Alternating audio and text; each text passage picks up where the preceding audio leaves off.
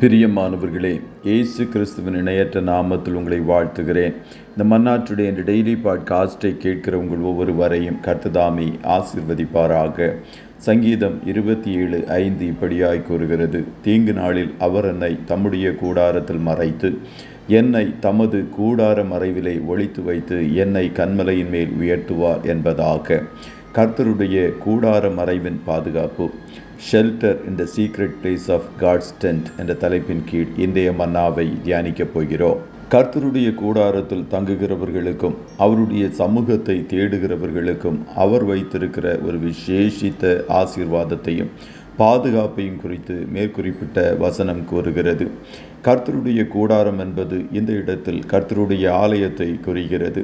தாவீதுக்கு அநேக எதிரிகள் காணப்பட்டார்கள். அவனை கொல்லும்படிக்கு கோலியாத் ஆர்ப்பரித்து எழுந்தான்.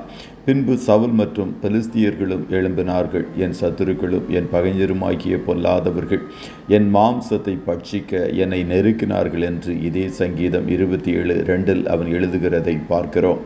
ஆனால் தாவீதுடைய வாஞ்சை முழுவதும் கர்த்தருடைய ஆலயமாய் காணப்பட்டது. கர்த்தரிடத்தில் ஒன்றை நான் கேட்டேன், அதையே நாடுவேன். நான் கர்த்தருடைய மகிமையை பார்க்கும்படியாகவும் அவருடைய ஆலயத்தில் ஆராய்ச்சி செய்யும்படியாகவும் நான் என் ஜீவனுள்ள நாளெல்லாம் கர்த்தருடைய ஆலயத்தில் தங்கியிருப்பதையே நாடுவேன் என்றும் இதே சங்கீதம் 27:4 எழுதுகிறார். ஆகையால் அவனுடைய தீங்கு நாட்களில் அவனை கர்த்தர் தன்னுடைய கூடார மறைவில் ஒளித்து வைத்து பாதுகாக்கிறவராய் காணப்பட்டார். தாவீது தன்னை கர்த்தர் பாதுகாத்த விதத்தை எண்ணி கர்த்தருக்கு நன்றி செலுத்தினான்.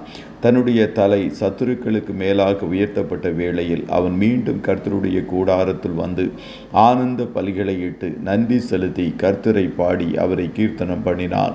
கர்த்தருடைய பிள்ளைகளே, கர்த்தருடைய ஆலயத்தில் நாம் வாஞ்சை வைத்து அவருடைய பிரசன்னத்தில் வந்து அவரை ஆராதிப்பதன் நிமித்தம் அநேக நன்மைகளை கர்த்தர் நமக்கு வைத்திருக்கிறார். அதில் முக்கியமானது, அவர் எல்லா தீங்குக்கும் நம்மை விலக்கி பாதுகாக்கிறார். பலவிதமான பிரச்சனைகள் இந்நாட்களில் காணப்படுகிறது. யுத்தங்களின் சத்தம் ஓய்ந்த பாடில்லை. தைரியமாய் யாத்திரைகள் செய்ய முடியவில்லை. கொள்ளை நோய்கள் திடீரென்று வருகிறது. விபத்துகள் எங்கும் நடக்கிறது. பெண்களுக்கு பாதுகாப்பில்லை.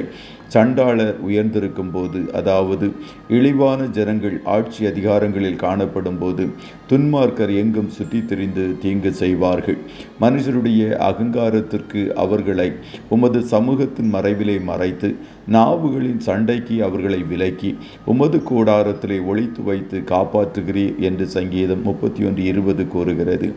ஆகையால் கர்த்தருடைய சமூகத்தை ஒரு நாளும் அசட்டை செய்து விடாதிருங்கள். சங்கீதக்காரனாகிய தாவீதைப் போல கர்த்தருடைய சமூகத்தை அதிகமாய் வாஞ்சியுங்கள். இந்நாட்களில் ஆலய வாஞ்சை ஜனங்களிடத்தில் குறைந்து கொண்டு வருகிறது. வாலிபர்கள் மாத்திரமல்ல, மற்றவர்களுக்குள்ளும் இந்த குறை காணப்படுகிறது. சபை கூடி வருதலை சிலர் விட்டுவிடுகிறது போல நீங்கள் விட்டுவிடாதிருங்கள் என்ற கர்த்தருடைய ஆலோசனைக்கு நீங்கள் கீழ்ப்படிந்து நடக்கும்போது ஒரு தீங்கும் அணுகாதபடிக்கு கர்த்தர் உங்களையும் உங்கள் குடும்பத்தையும் அவருடைய கூடார மறைவில் ஒளித்து வைத்து பாதுகாப்பார். கர்த்ததாமை உங்கள் ஒவ்வொருவரையும் ஆசீர்வதிப்பாராக. ஜெபம் செய்வோமா? நல்ல தகப்பனே, உம்மை நன்றியோடு துதிக்கிறோம். இந்த மன்னாற்றுடைய டெய்லி பாட்காஸ்டை கேட்கிற உம்முடைய பிள்ளைகள் ஒவ்வொருவரையும் கர்த்ததாமே ஆசீர்வதிப்பீராக.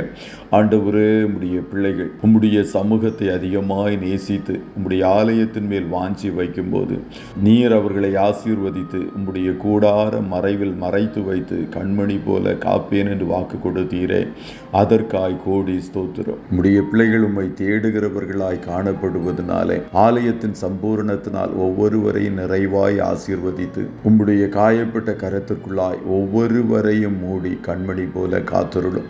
இன்றைய தினம் கையிடுகிற வேலைகளை ஆசீர்வதியும். போக்கிலும் வரத்திலும் உடனிரும். ஆட்டுக்குட்டியானவருடைய இரத்தத்தின் பாதுகாப்பிற்குள்ளாய் ஒவ்வொருவரையும் கொடுத்து இயேசுவின் நாமத்தில் வாழ்த்தி ஜெபிக்கிறோம் நல்ல பிதாவே. ஆமென்.